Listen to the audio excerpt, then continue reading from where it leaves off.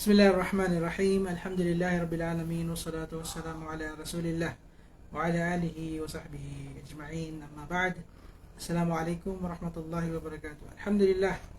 Tayo nagpapasalamat kay Allah subhanahu wa ta'ala sa pagkakataong ito na ating simulan muli ang kalawang serye ng ating pagtalakay sa Al-Adab o makabutihang asal sa Islam na hinatid sa inyo ng New Muslim Academy Philippines.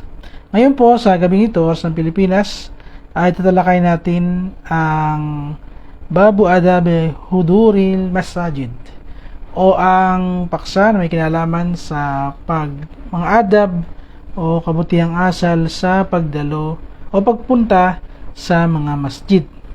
Sabi ni Allah subhanahu wa ta'ala, Ya bani Adam khudu zinatakum inda kulli masjid. O mga anak ni Adan, isuot ninyo o dalhin ninyo ang mga inyong kagandahan sa pagtungo sa bawat masjid.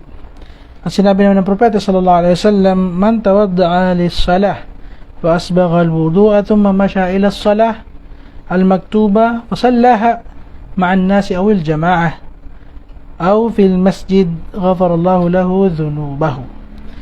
O kahulugan, sino man ang magwudu at pagbutihin ang kanyang pagsasagawa nito, pagkatapos ay naglakad patungo sa masjid para sa pagdarasal ng obligadong salah, at kanyang isinagawa ito kasamang mga tao o congregation doon sa masjid, ay patatawarin ni Allah ang kanyang mga kasalanan. So yun ang malaking dulot sa atin ng pagpunta sa masjid.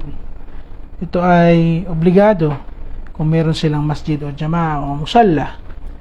At sa pagtungo nito, sa pagsasagawa ng dakilang pagsamba nito, ay may mga adab din na dapat natin tandaan upang maging malaki ang ating biyaya mula kay Allah subhanahu wa ta'ala. Una sa mga adab na ito, an-nahyu an huduril masajid liman akala athuma aw al-basala wa nahwahuma. Ang pagbabawal sa pagtungo sa masjid para sa sino mang kumain ng bawang, sibuyas o mga katulad nito. Sabi ng propeta sallallahu alaihi wasallam, man akala thuman aw basalan falyatazilna aw qala falyatazil masjidana walyaq'ud fi baiti. Sino man ang kumain ng garlic, bawang o onion, sibuyas, ay lumayo sa atin o lumayo sa mga masjid at manatili sa kanilang tahanan. Ang pagbabawal na ito ay para doon sa kumain ng bawang at sibuyas na ito ay nangingibabaw ang amoy mula sa kanilang bibig at minsan ay mula sa kanilang katawan. Sabi ng ibang mga ulama ay ito ay para doon sa kumain ng hilaw na bawang at sibuyas, sapagkat may mga lutuin o may mga pagkain na kung saan hindi niluluto ito, sa preparation nito ay hilaw siya, at ito ay kaugalian ng ibang tao o kaya nilang kainin ng hilaw, kaya ito ay magdudulot ng amoy na alam natin na medyo masangsang, medyo malakas at nakakairita sa sino mang makakaamoy nito.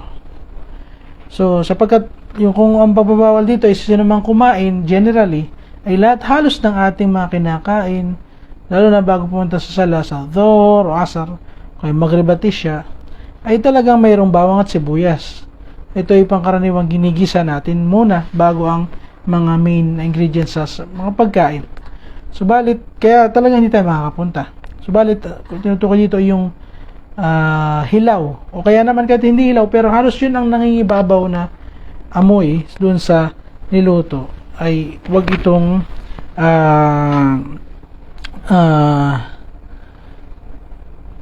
kapag kinain ay wag dadalo sa pagdarasal sa masjid.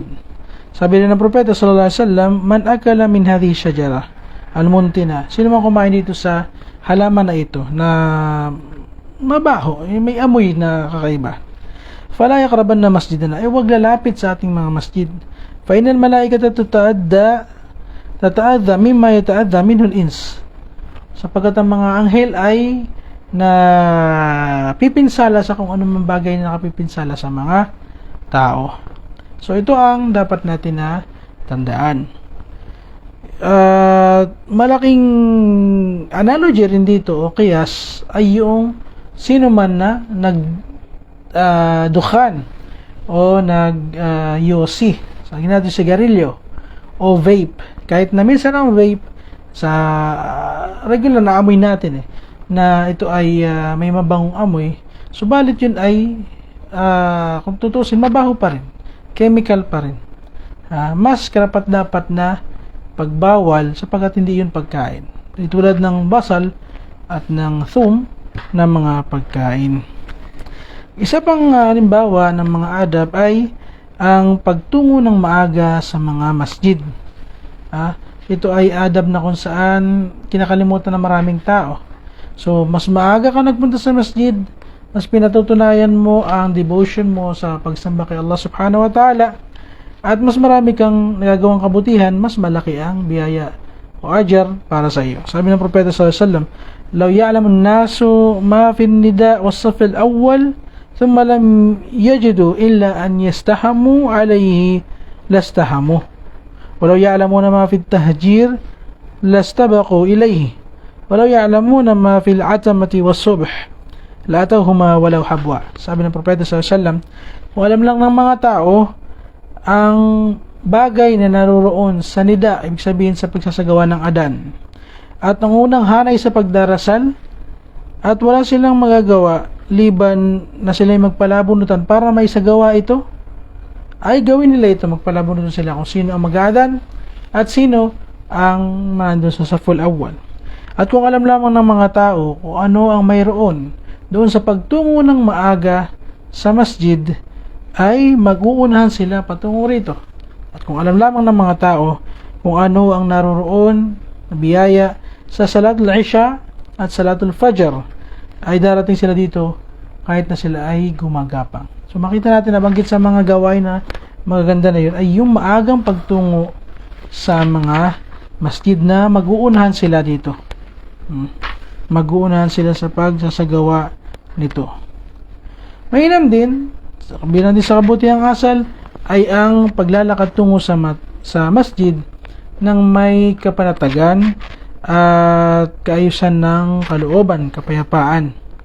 Kaya nung ang Propeta Muhammad sallallahu alaihi wasallam, nakita niyo mga tao ay nagmamadali sa pagtungo sa pagdarasal. Sabi niya, "Ma'asha'anukum?" Sabi, "Anong nangyari sa inyo?" "Istajalna ila salah." Nagmamadali po kami patungo sa pagdarasal. Sabi niya, "Fala taf'alu." Huwag niyong gawin yun. "Idha ataytumus salata fa'alaykum bis-sakinah." Kung pupunta kayo sa pagdarasal, ay kailangan kayo ay panatag. Kailangan kayo ay panatag. At anuman ang inyong famadraktum fasallu wa ma fatakum fa'atimmu. Kung ano man ang inyong maabutan, magdasalin ninyo kasamang at kung ano man ang lumipas sa inyo ay gawin ninyo or kumpletuhin ninyo.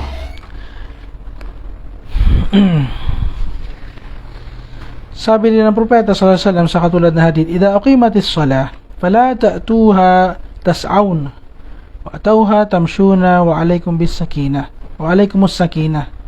Kapag itinaguy ng pagdarasal, ay huwag kayong magpunta rito na nagmamadali, bagkus dumating kayo rito ng naglalakad ng mahinahon at panatag. Yun, dahil sa pagdating mo sa sala, tumakbo ka, pawisan ka, nagmamadali ka, ay wala akbar, subhana rabbiyal a'la, para maabutan mo halimbawa yung rak'ah, yung ruko. Pagod na pagod ka. Sa tingin mo ba yung focus mo, yung iyong atensyon ay nandun sa pagdarasal o dun sa paghabol mo ng hininga, sa pagmamadali at kabog ng dibdib? So, hindi yun ang nais ng ng Sharia. Kaya kailangan ay manati kahit hindi mo maabutan. Kung maabutan mo, dasalin mo. Kung ano ang nauna sa'yo, lumipas sa'yo, ay kumpletuhin mo. Ganun ang adab sa pagdarasal.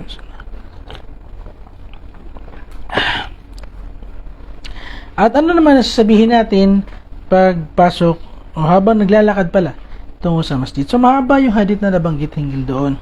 Pero ito ay paghingi ng nur o liwanag kay Allah subhanahu wa ta'ala patungo sa masjid. Allahumma ij'al fi qalbi nura wa fi basari nura wa fi sam'i nura wa an yamini nura wa an yasari nura wa min fawqi nura. So ila akhir al-dua. O Allah, lagyan mo aking puso ng liwanag, aking paningin ng liwanag, ang pandinig ng liwanag, ang kanan, bigyan mo ng liwanag, ang kaliwa, bigyan mo ng liwanag. So, paghingi ng liwanag habang naglalakad ka doon sa masjid. Sa pagpasok naman ng masjid, ay may dua na binabanggit at kabilang sa adab. Nasama natin, Allahumma salli ala وسلم على محمد وعلى آل محمد اللهم افتح لي أبواب رحمتك. So bismillah, Allahumma sa iba bismillah wassalatu wassalamu ala rasulillah Allahumma aftah li abwab rahmatik. Sa ngalan ni Allah at kapayapaan para sa sugo ni Allah. O Allah, buksan mo ang pintuan ng iyong awa. So yun ang sinasabi. At pag naman lalabas mula sa masjid, Allahumma salli ala Muhammad wa ala ali Muhammad. Allahumma inni as'aluka min fadlik. Allahumma asimni minash shaitanir rajim. Allah, humihingi ako mula sa iyong kagandahang loob at ako'y pangalagaan mo mula kay Satanas na isinumpa. So yun ang dua sa pagpasok. So una yung kanang paa pagpasok, sabay ng dua na yun, bismillah, salatu wassalamu ala rasulillah, Allahumma aftah li abwaab rahmatik. Pagpalabas naman ay yung naman sa lukang fadlik, Allahumma asini minash shaitanir rajim, sabay ng kaliwang paa.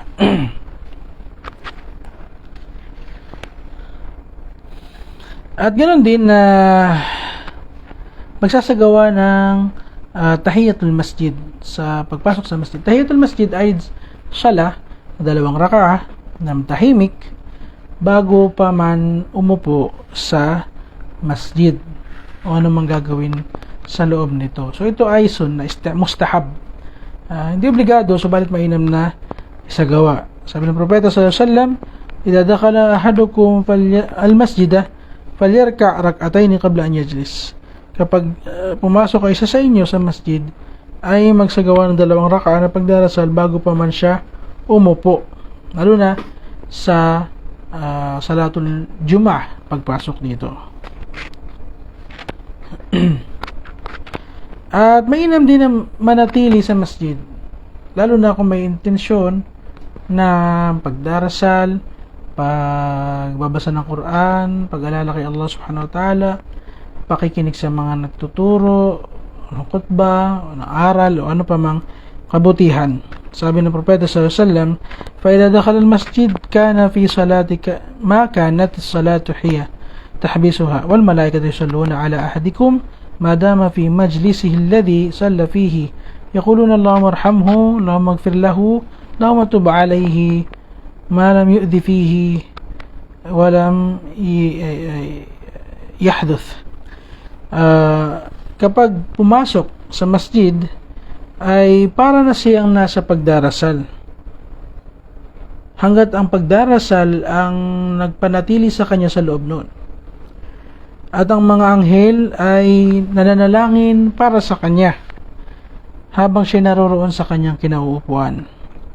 Na kung saan siya ay magdarasal dito, na kanyang sinasabi ng mga anghel, "O Allah, kaawaan mo siya.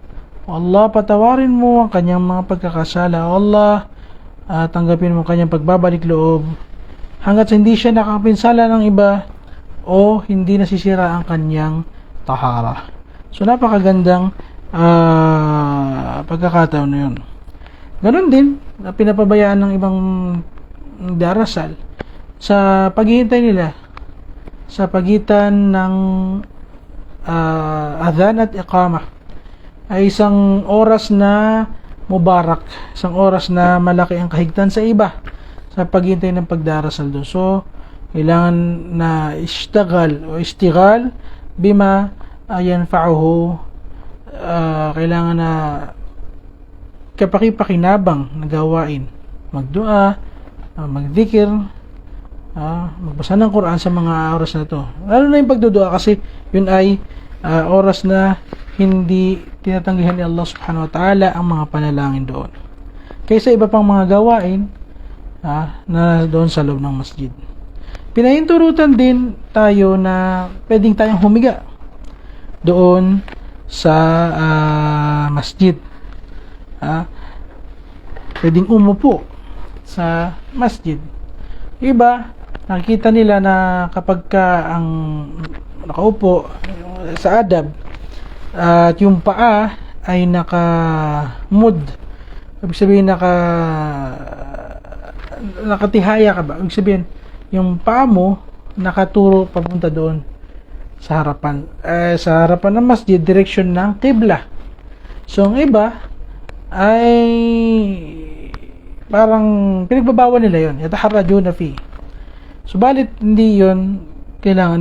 Hindi naman yun pinagbabawal. Walang ganong bagay sa bata sa sharia na ipagbawal mo yung paa na nakatuon doon sa qibla. Maliban kung meron doong mushaf. Kaya sabi na iba na mainam kapag ka may mushaf ay wag mo itutuon yung paa mo doon nakaturo sa mushaf. Ta'adduban likalamillah. Parang meron lang tayong adab o kabutihang asal doon sa salita ni Allah subhanahu wa ta'ala na hindi natin parang sinisipa.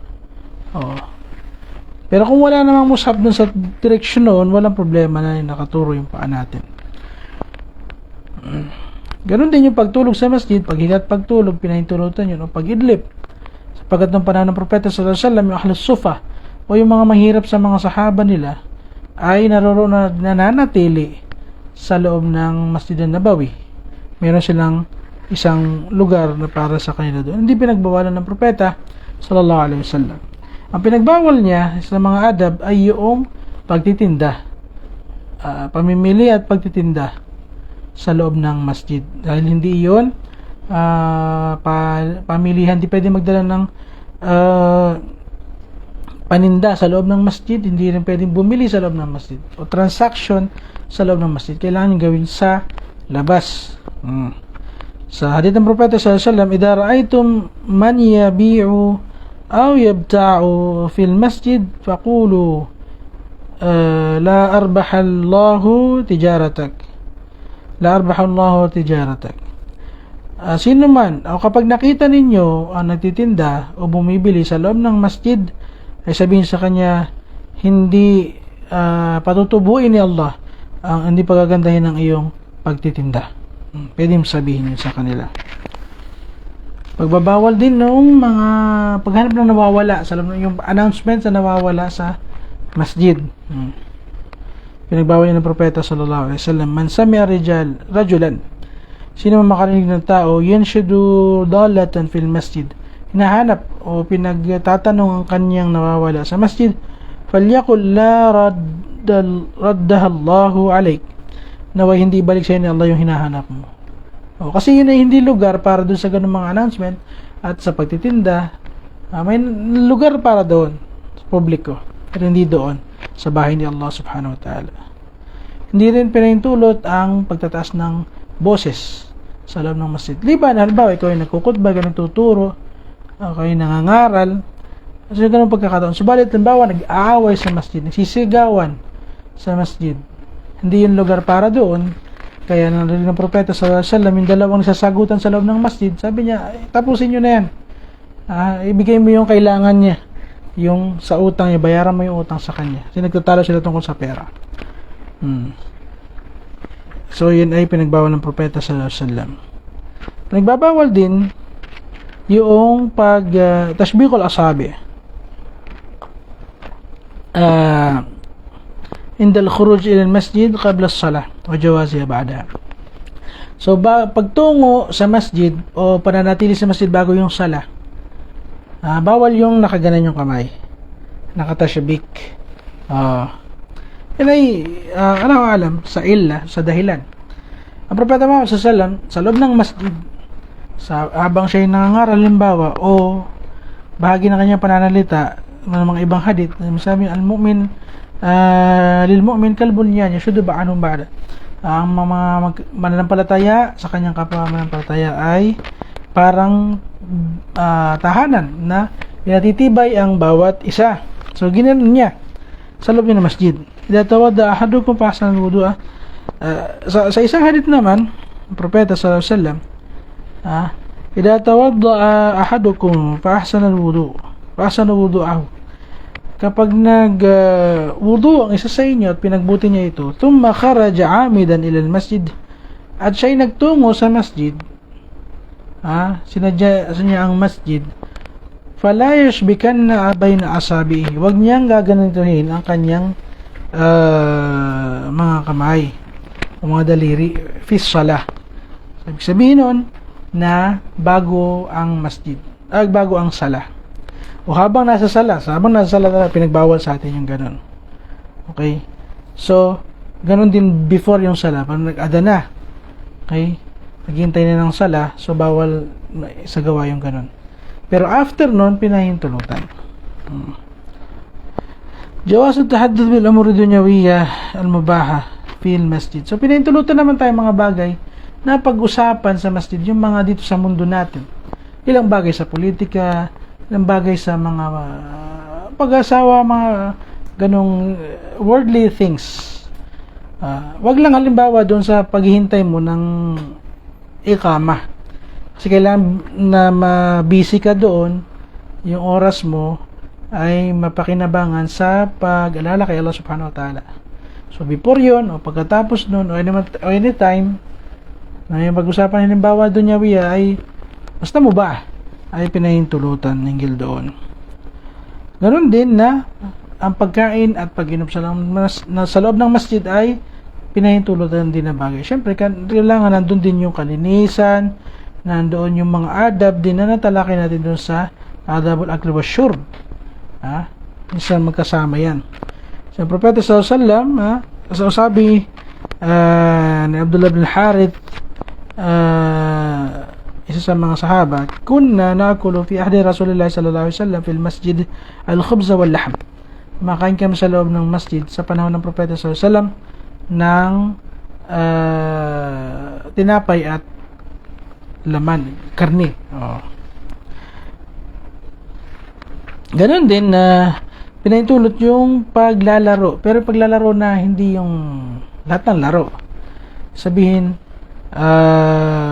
ano bang dito sa hadith na basa natin, laqad ra'aytu Rasulullah sallallahu alaihi wasallam, sabi ni Aisha radhiyallahu anha, nakita ko yung Propeta sallallahu alaihi wasallam isang araw na sa upuan o nasa pintuan ng aking kwarto, at yun ay mismo yung masjid na Nabawi na mismo.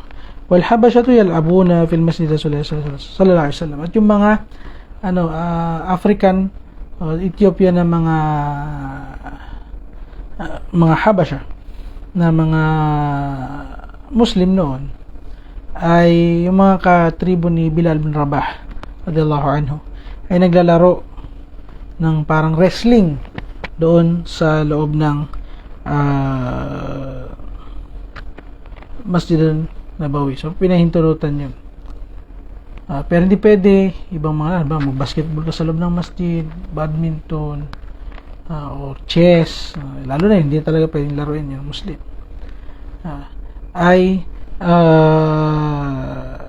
Hindi lahat ng laro may pakinabang. Istibabu idharu sinati lis-salati al-jum'ati wal-idain.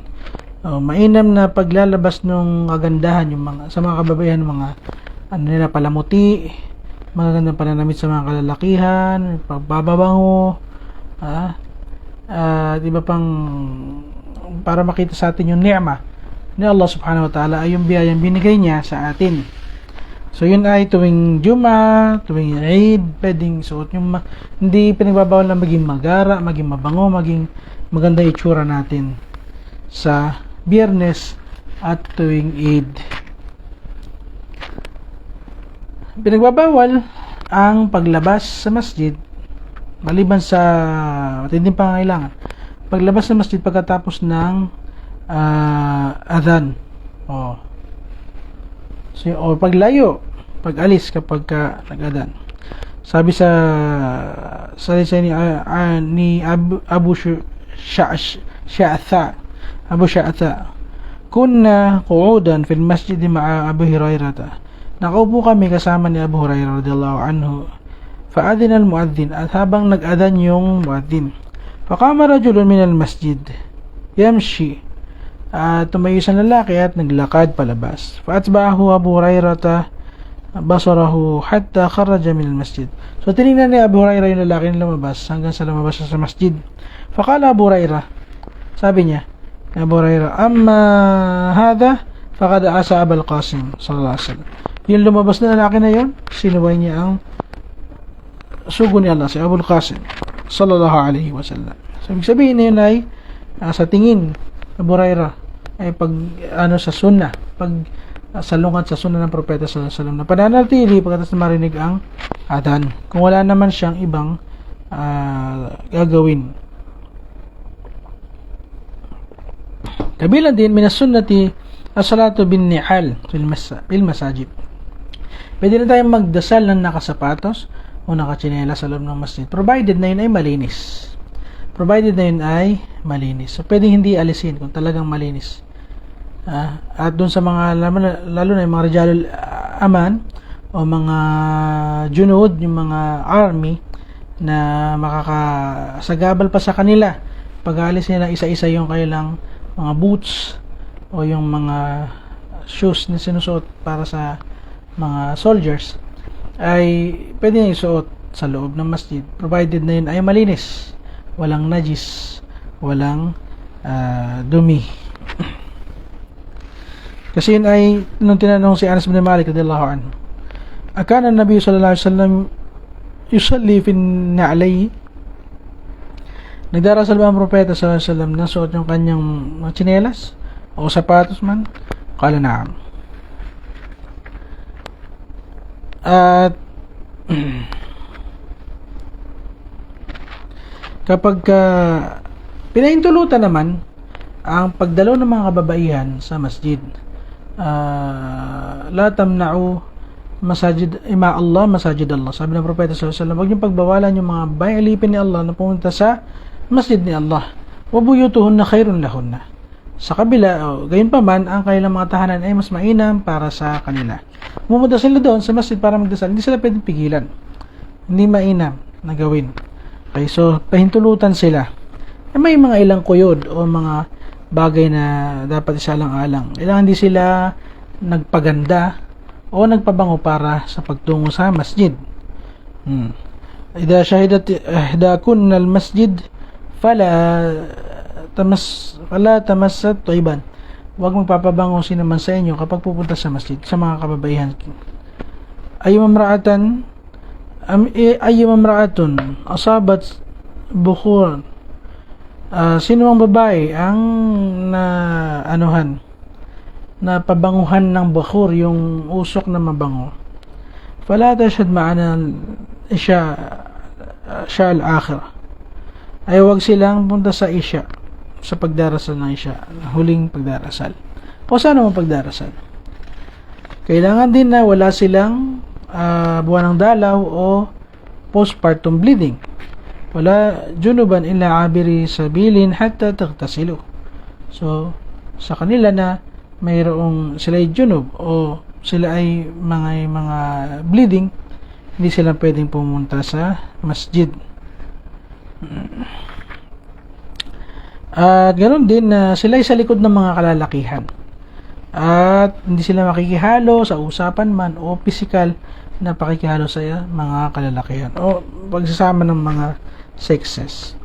Sabi ng propeta sallallahu alaihi wasallam, khairu sufufir rijal awwaluha wa sharruha akhiruha wa khairu sufufin nisa akhiruha wa sharruha awwaluha. Ang pinakamainam na hanay ng mga kalalakihan sa pagdarasal sa masjid ay yung pinakauna nito, at pinaka last o yung pinaka hindi maganda ay yung pinasa dulo. At para sa mga kababaihan, pinakamainam ay yung pinakadulo at pinakamasama yun nandun sa unahan. So makita natin sapagkat yung mga nasa unahan sa mga kalalakihan, nagmadali sila para patungo sa masjid. Yun ang kanilang gawain talaga. Maagang pagpunta sa masjid, unahan sa kabutihan. So yung mga nasa huli, yun yung parang sharu sufuf, yung parang less na yung kanilang ajar kaysa dun sa mga nasa unahan. Dahil late na sila nakarating sa masjid. Sa mga kababayan naman, kabaliktaran. Yung mga nauna, dahil ang sa kanila, magstay sa bahay. O magdasal man kayo, pinahintulutan naman, pero mas mainam sa bahay sa inyo. So yung mga nauna, mas magang umalis sa kanilang tahanan na kung saan dun sila dapat magdarasal. Mas mainam na magdarasal. At yung mga huli nagpunta sa masjid, kaya mas mabuti yung pinakahuling kahit na dun yung mga last na dumating, ay sila itong last na umalis sa kanilang tahanan na kung saan doon sila mas mainam na nagdarasal. Okay? So, yun po ang ilan sa mga adab ng pagpunta sa masjid na dapat natin alamin at isagawa sapagkat ito ay mga kabutihang asal sa pakikitungo natin sa tahanan ni Allah subhanahu wa ta'ala at mga bagay na paghanda para sa pagtungo doon. Inshallah ta'ala ay napulutan po natin ang aral at inshallah po muli bukas pagpapatuloy na ikalawang serye ng ating pagbabahagi ng kabutihang asal, adab. Wa akhiru da'wana alhamdulillahi rabbil alamin. Subhanakallahumma bihamdik, asyhadu an la ilaha illa anta astaghfiruka wa atubu ilaik. Assalamu alaikum warahmatullahi wabarakatuh.